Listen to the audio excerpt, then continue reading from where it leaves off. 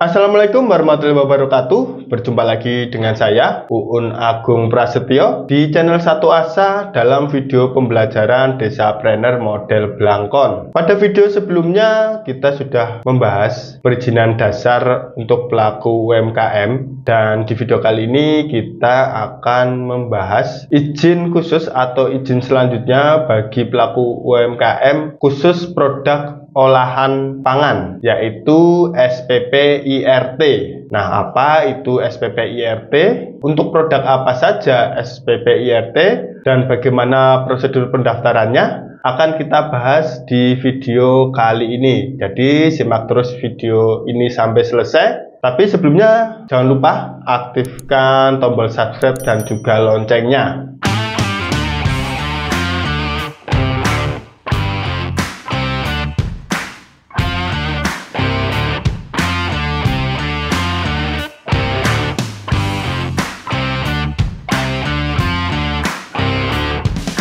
Apa itu SPP IRT?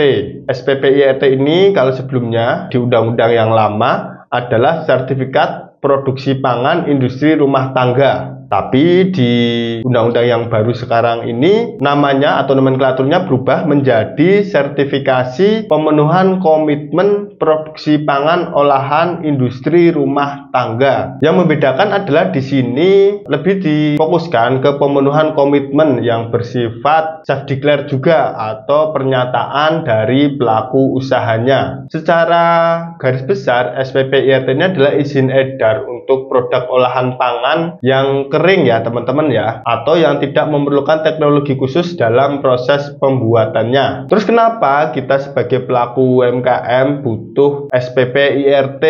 Nah, kita butuh SPP IRT ini supaya produk kita bisa dipasarkan secara luas dengan aman atau sudah legal karena memiliki izin edar SPP IRT.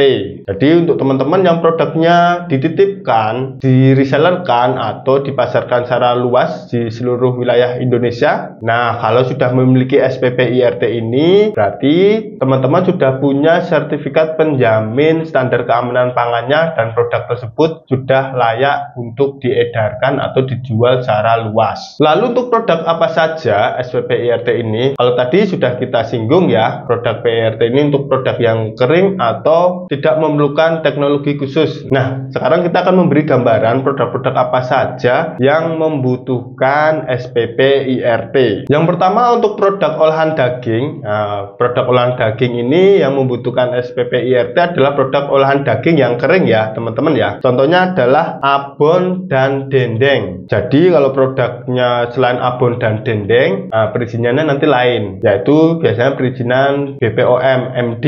BPOM MD akan kita bahas di video selanjutnya. Lalu hasil olahan perikanan yang juga kering ya, keripik ikan dan abon ikan juga. Yang ketiga hasil olahan unggas dan telur, ada abon ayam, rendang dan telur kering. Nah, ini juga SPP IRT. Lalu hasil olahan buah, keripik buah, dodol buah, ini juga SPP IRT. Lalu olahan tepung. Nah, ini olahan tepung biasanya banyak sekali kita temukan di pelaku UKM kita ya, misal pembuatan kue kering, keripik, peyek dan sebagainya. Nah, itu biasanya membutuhkan tepung, itu masuk ke SPP IRT perizinannya. Yang kelima untuk minyak. Nah, ini minyak ternyata juga SPP IRT. Ada minyak kelapa, minyak salad dan minyak jagung. Ini izinnya adalah SPP IRT. Selanjutnya ada olahan gula, kembang gula atau olahan coklat. Nah, ini juga SPP IRT. Lalu ada olahan kopi dan teh kering. Nah, kopi dan teh kering ini SPP IRT. Lalu bumbu dan rempah yang juga kering. Nah, ini juga SPP IRT.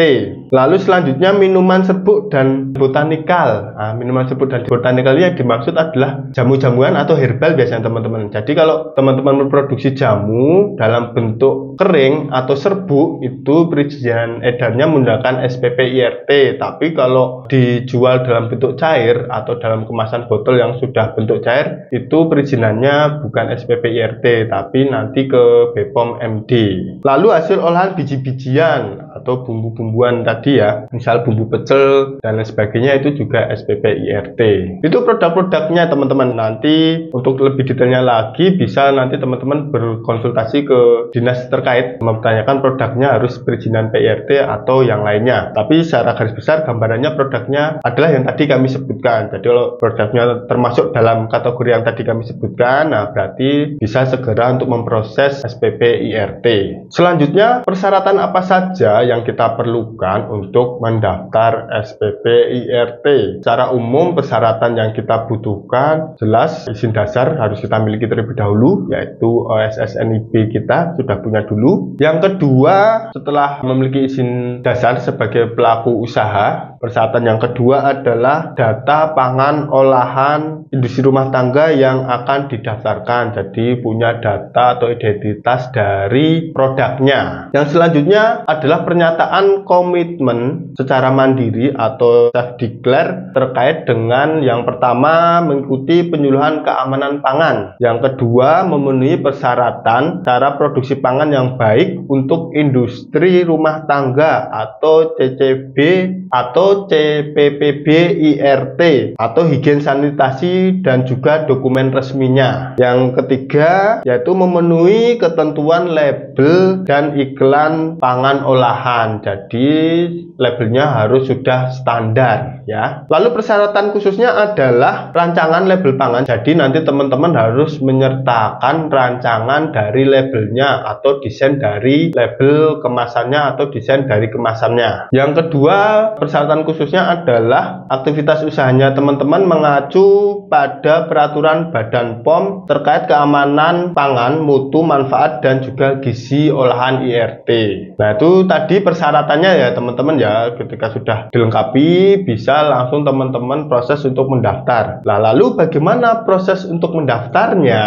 Untuk mendaftarnya ada dua cara. Teman-teman bisa mendaftar secara online melalui OSS NIB atau mendaftar secara offline melalui Dinas Kesehatan atau Mall Pelayanan Publik atau Dinas Pelayanan Terpadu Satu Pintu. Untuk pendaftaran secara online akan coba kita pandu caranya ya teman-teman ya, disimak di video ini. Silakan teman-teman bisa menyiapkan laptop atau handphonenya untuk bisa mendaftar secara online. Nah, untuk mendaftar secara online bagi teman-teman yang sudah memiliki NIB, ini bisa dilakukan melalui website ya. Jadi melalui website bukan melalui aplikasi OSS NIB. Nanti silakan teman-teman buka browser oss.go.id melalui browser HP atau melalui browser di PC-nya. Setelah masuk ke browser, ketikkan oss.go.id.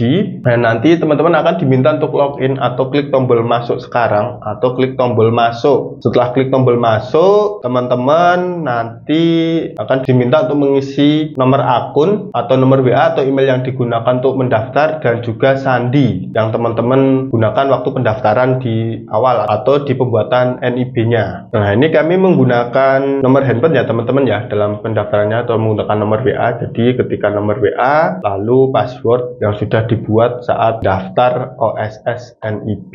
Nah, setelah berhasil masuk ke beranda OSS, nanti teman-teman silahkan klik PB Unku. Nah, PB Unku ini adalah perizinan berusaha untuk menunjang kegiatan usaha atau perizinan tingkat lanjut atau perizinan khusus untuk KBLI yang tersedia di OSS NIB.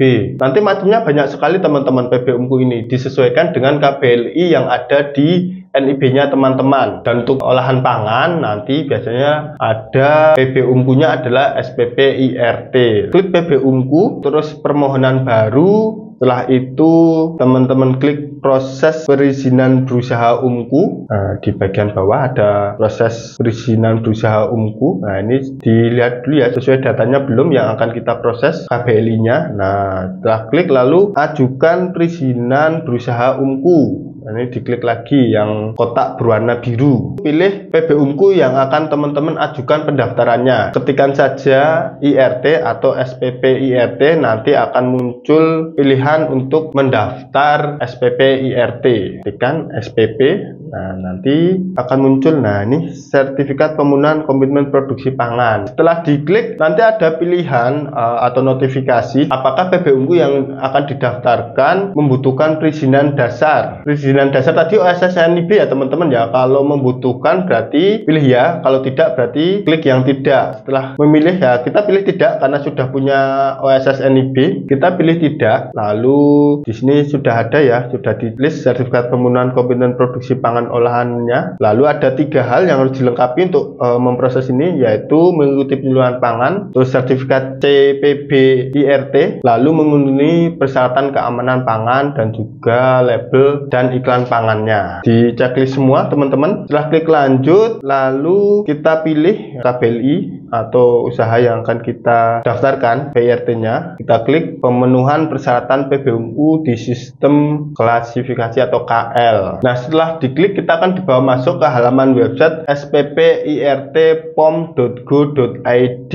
Nah, nanti akan ada notifikasi NIB terverifikasi karena sudah memiliki NIB ya, tapi kalau belum memiliki perizinan dasar, nah, maka tadi opsinya yang membutuhkan perizinan dasar dia. Jadi dilengkapi dulu perizinan dasarnya. Lalu di halaman ini kita akan diminta untuk melengkapi identitas kita sebagai pelaku usaha. Nah, silakan dilengkapi semua identitasnya. Jangan sampai ada yang dikosongi ya di form ini ya teman-teman ya. Silakan dilengkapi, diisi semua di form ini sesuai dengan identitas usahanya atau identitas dirinya masing-masing. Kalau semua sudah dilengkapi, silakan membuat password untuk akun SPP IRT. Nah, jadi silakan bikin passwordnya. Nanti nama akunnya menggunakan nomor NIB ya. Jadi diingat-ingat, nama akun menggunakan nomor NIB dan password yang dibuat di sini diingat-ingat atau ditulis. Nah, jika semua sudah dilengkapi, silakan klik captcha dan juga register. Nah, nanti di bagian captcha bisa teman-teman langsung proses atau nanti biasanya captcha-nya meminta untuk verifikasi langsung dengan cara klik gambar-gambar yang diinginkan oleh captcha tersebut. Nah, misalnya seperti ini. Nah, ini adalah proses untuk verifikasi captcha-nya ya. Nah, nanti kalau sudah terus register, nah nanti akan ada notifikasi kalau kita berhasil mendaftar. Terus yang harus teman-teman lakukan adalah melakukan verifikasi di email. Kalau mendaftar tadi menggunakan email ya, emailnya dimasukkan, nanti ada verifikasi untuk mengaktifkan melalui email. Setelah itu ada notifikasi sukses dan juga teman-teman harus melakukan verifikasi di email yang tadi digunakan untuk mendaftar ya. Setelah diverifikasi emailnya, lalu teman-teman bisa login di halaman sppirtpom.go.id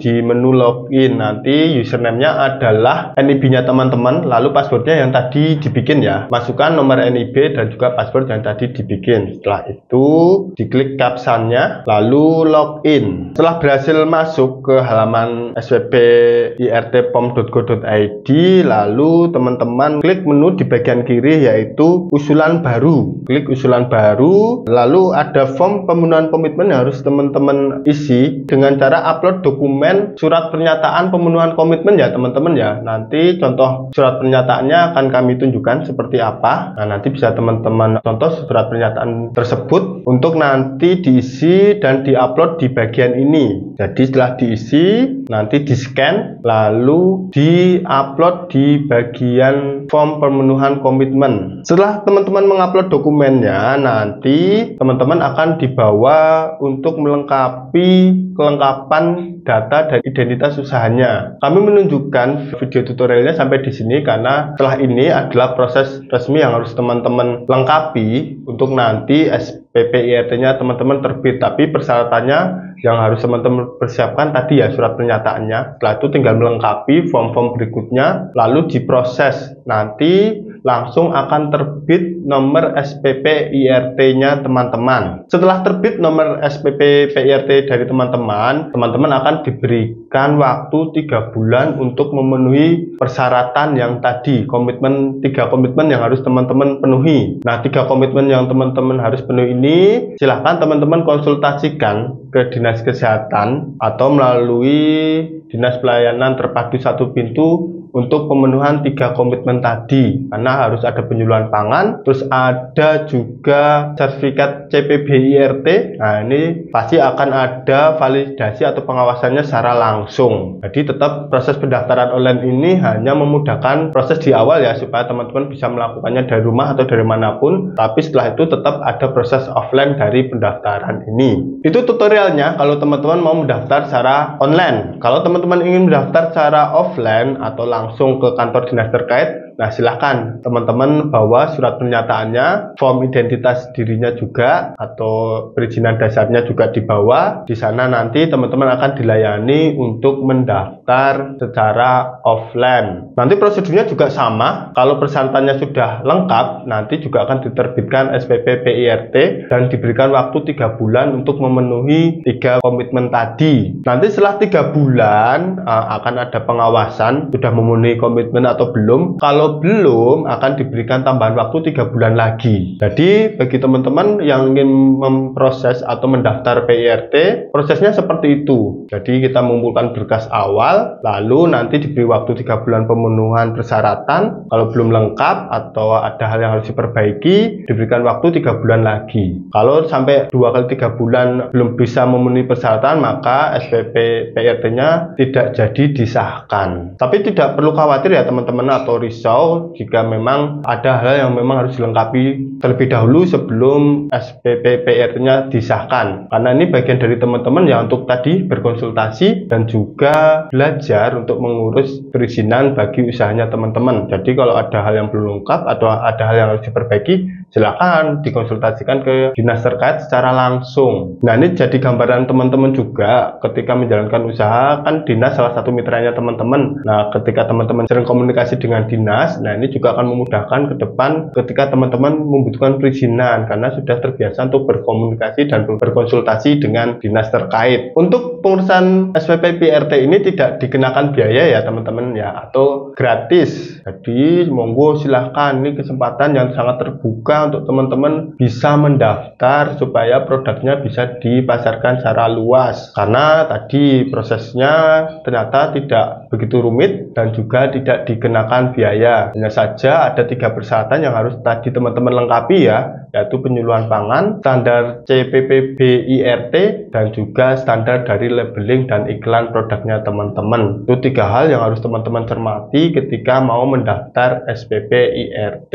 Dan untuk masa berlaku dari SPP IRT ini selama 5 tahun. Nanti sebelum habis masa berlakunya segera diproses melalui dinas terkait untuk perpanjangan ya teman-teman ya, jangan ditunggu sampai habis. Nah, itu teman-teman ya pembahasan tentang SPP IRT. Bagi teman-teman yang ingin coba mendaftar secara online, bisa disimak videonya dari awal di tutorial pendaftaran online-nya tadi. Atau bagi teman-teman yang ingin mendaftar secara offline, silahkan datang ke dinas terkait, yaitu dinas kesehatan atau dinas pelayanan terpadu satu pintu. Kami pamit undur diri dulu, terus simak video-video dari kami dengan cara subscribe dan juga aktifkan tombol loncengnya. Kita berjumpa di lain kesempatan. Wassalamualaikum warahmatullahi wabarakatuh.